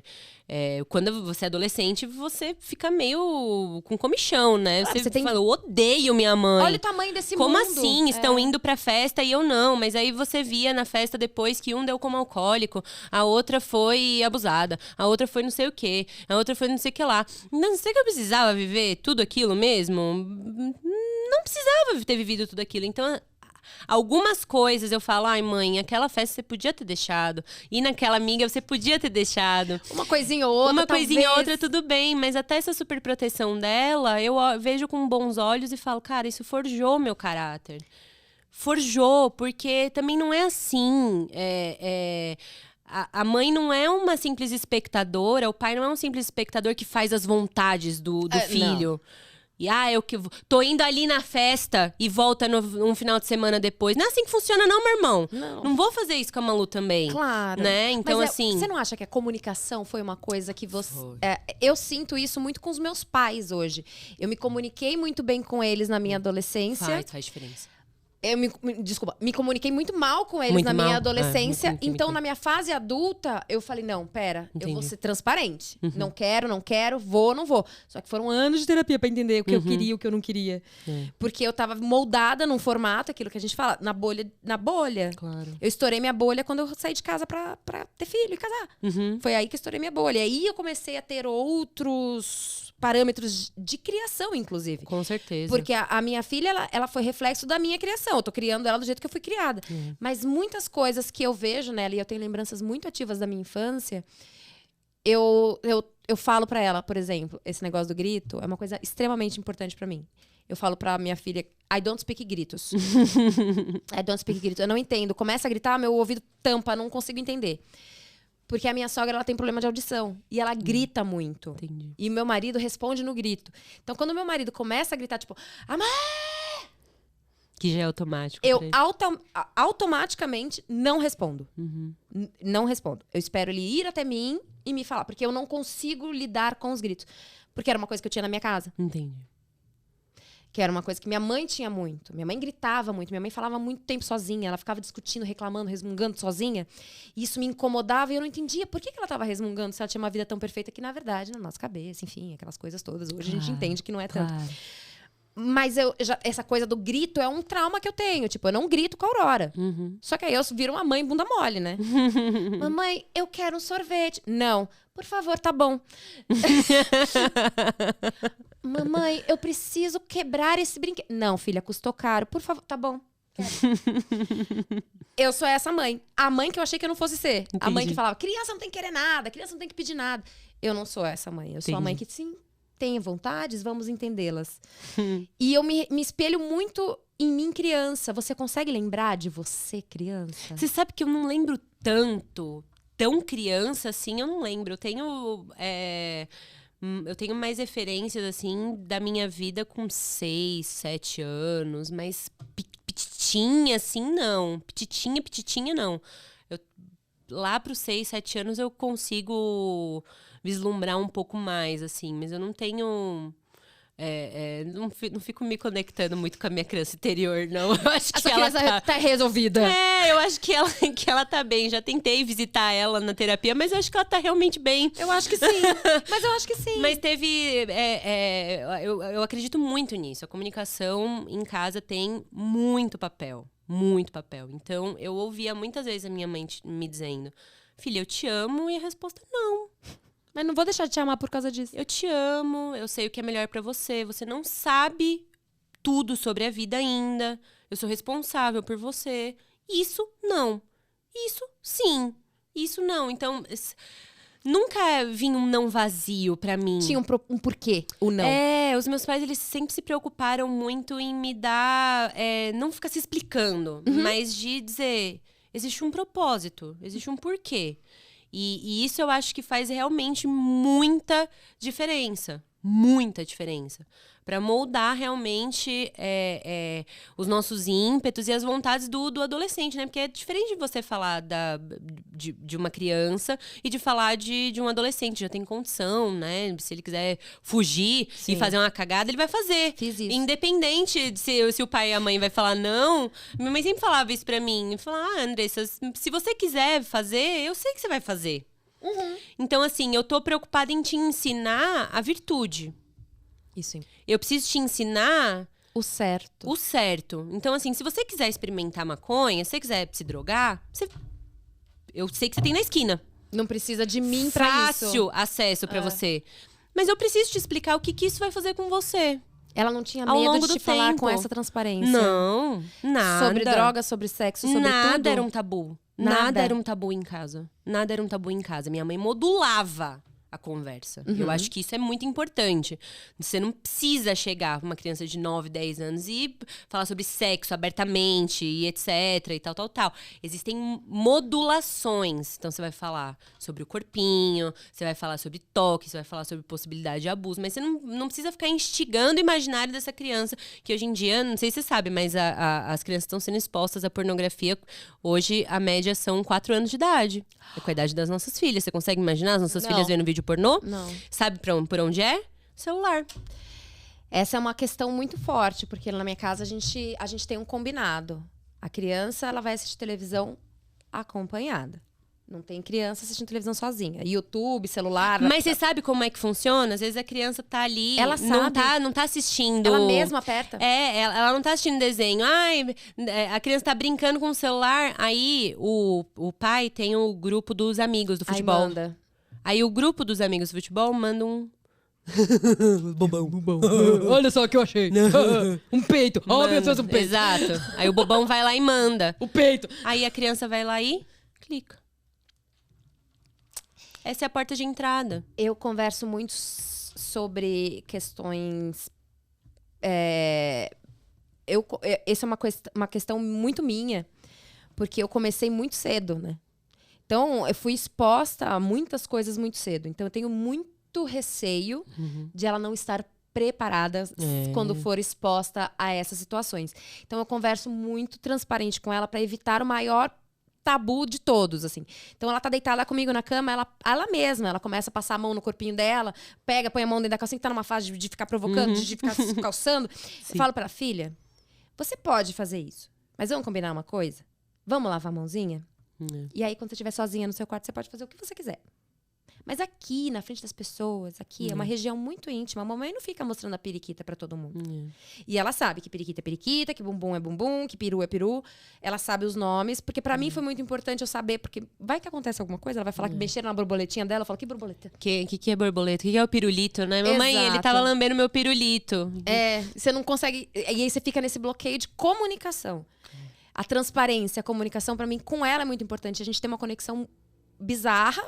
Mãe, né? A gente tem essa conexão no olhar. Então, ela é uma criança muito assertiva nesse sentido de comunicação. Ela fala muito bem, ela é muito desgarrada, assim, sabe? Vai pro mundo. Você tem uma ideia? Hoje ela tava falando, mamãe, eu quero dar um abraço na Cookie. Falei pra ela, filha, é abraço. Ela, esqueci, abraço. Ela tem 4 anos. Aurora, 4 anos. Aurora, 4 anos, 18 anos já tirando a habilitação. Quase já, gente. Dá até um desespero. Mas chegamos no momento em que eu quero muito conhecer o seu lado infantil.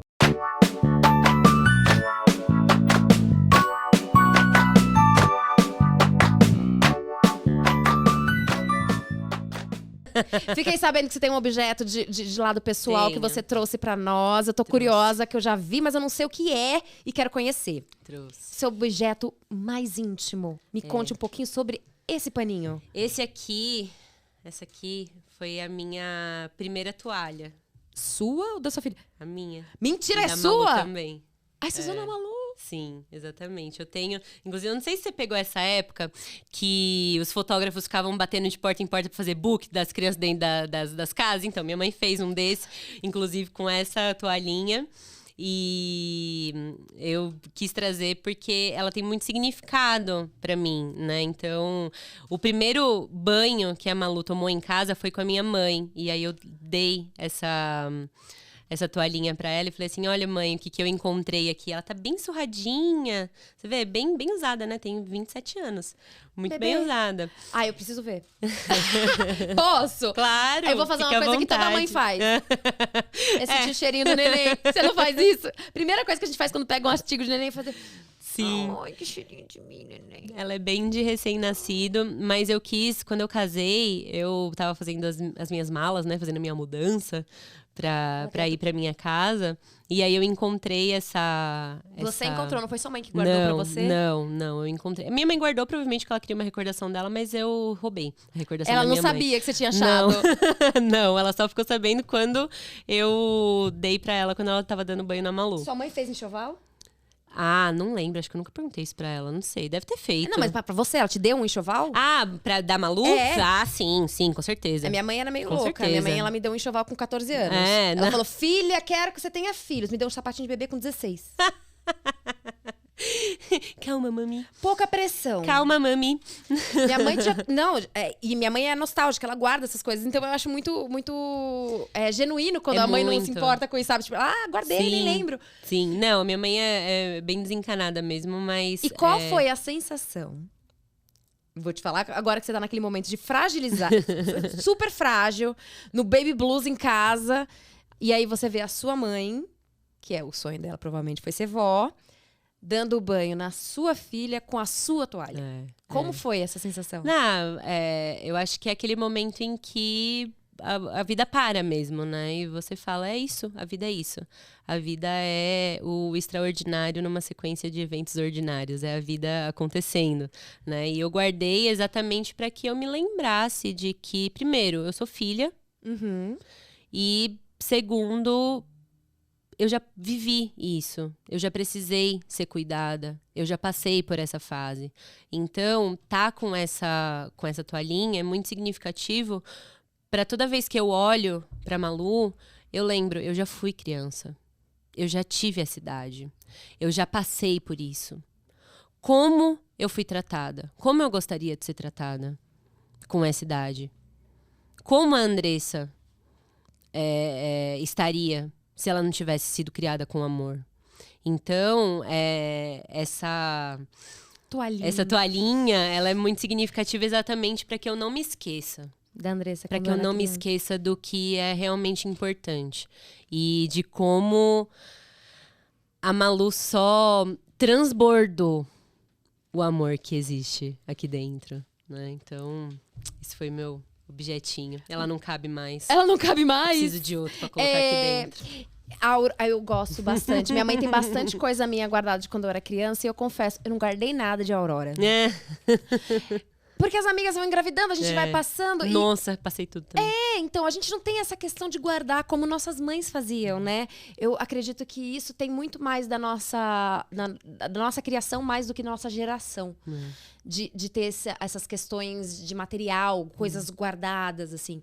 Eu guardo poucas coisas da Aurora. Uma das coisas que eu guardo veemente, assim, não tem como não guardar, é o umbiguinho dela quando secou, caiu, eu guardei no potinho, coloquei dentro. Você guardou? Guardei. Eu queria muito ter feito a placenta dela, essas questões de pegar a placenta, de fazer cápsula, tomar essas coisas. Enfim, eu tinha vontade, mas é muito estranho quando você fala de qualquer questão diferente do padrão num ambiente onde você está extremamente vulnerável, frágil, não consegue decidir por você. E aí você fala, eu gostaria. Aí falam pra você, não, a gente não faz isso. Você fala, tá bom. Vai falar o quê? Você vai brigar? Claro. O momento E uma das coisas mais importantes que eu aprendi com a Aurora, e foi uma das lições de vida que eu tive com ela, foi paciência. A paciência, você não tem pressa pra acabar mais o mundo. O mundo não vai acabar amanhã. Você não precisa terminar tudo que você tem que fazer agora. Você pode perder 10 minutos, 20 minutos, e não é perder. De atenção 100% doada àquele ser humaninho que está sendo criado.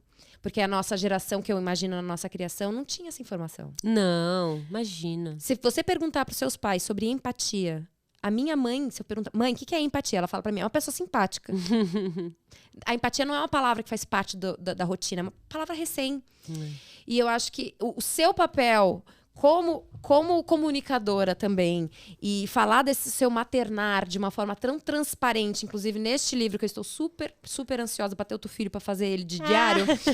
Juro para vocês, se eu tiver outro filho, ele vai ser meu diário e eu vou te mandar fotos. Eba! Vou mesmo. Porque ele é um pouquinho da sua experiência, do que você viveu e que você conta para as pessoas como um conselho e não como uma regra. Um julgamento. Eu passei exatamente. por isso, é assim que eu fiz. Se você quiser fazer de outro jeito, tudo bem.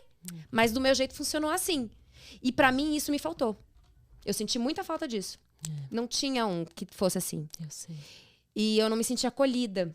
Muito tempo de terapia depois que a Aurora chegou, eu tava conversando com a minha terapeuta, falando um pouco do que tinha passado na minha gestação. Ela olhou pra mim e falou assim, vamos parar tudo que a gente tá conversando e se pergunte, quando é que você foi gentil com você a última vez? Isso aqui é uma gentileza que a gente precisa. Obrigada. Meninas, mães, futuros maternares, trans, todo mundo. Gente, ter uma amiga pra você desabafar, nem que seja só você, É muito importante. é muito importante. O maternar é muito solitário, mesmo a gente tendo a companhia, mesmo a gente tendo família. O maternar é nosso, é o nosso corpo, é a nossa mudança de hábitos e virada de chavinha. Muito obrigada por você ter escrito esse livro, por ter me contado um pouco da sua história, da sua jornada, que eu, assim, tô encantada. Quero muito mais conhecer seus outros lados, de tipo, seu lado mãe, o seu lado mulher. Agora eu quero conhecer o seu lado amiga, o seu lado Opa. parceira. Quero conhecer o seu marido, mas assim, quero conhecer o seu marido com você, tá? Tudo bem. Eu sei que eu tenho um problema com professores, mas casei com o meu já. Cada um com seu professor. Claro. Muito obrigada por ter vindo, ter dividido a sua história com a gente. Por favor, volte mais. Eu quero Por muito favor, que a me gente chame, fale adorei. sobre. E infelizmente. Cadê o A? Não tem a Vivi põe na edição. Estamos encerrando. Passou muito rápido. Obrigada por tudo. Obrigada mesmo por essa lição. Obrigada por ter doado a sua luz. Que foi luz, só tive luz aqui. Muito obrigada. Um presente pra vocês aqui. Arte impressa. Gente, por favor, vejam, estamos muito Tudo. profissionais. Esse tudo pode. É sua essa canequinha. Toda vez que você tomar o seu cafezinho, seu lanchinho, seu suquinho, seu chazinho, você lembra da gente. Adorei. Posta no Muito seu Instagram, marque a Arte Impressa. Pode deixar. Muito obrigada, Arte Impressa, por esses lindos objetos. Olha só, gente. Vocês estão entendendo que a gente tá muito profissional? Tá muito chique. Muito chique! Muito obrigada, Vivi. Muito obrigada, Andy. Muito obrigada, Rô. Não esqueci. Muito obrigada por tudo. Vocês que estão aí, muito obrigada. Estúdio Podcast. Como que é? Estúdio Podcast no Bar. Eu sempre esqueço. Mas Estúdio Podcast no Bar, venham, conheçam. É um espaço incrível. Eles fazem sempre o podcast. Aqui tá sempre rolando gravação. Aqui do lado tá rolando uma agora, inclusive. Que eu já vou lá ver o que é, que eu tô curiosa. E sempre tem um podcast melhor que o outro. Se você tiver curiosidade, entra lá no Instagram deles, confira as salas que eles têm, que é uma mais divertida que a outra. Porque, olha, a gente já conheceu 2 espaços deles. E a minha vontade é de conhecer cada vez mais, porque eles acolhem a gente. E tem tudo aqui, galera. É isso. Você chega aqui, você senta com o seu microfone, com a sua ideia, e eles fazem o resto. Muito obrigada pra você que está aqui. Muito obrigada pra vocês, seguidores. E a gente se vê na semana que vem. Um beijo enorme e... aqui, tudo pode. Um beijo. Be strong. Be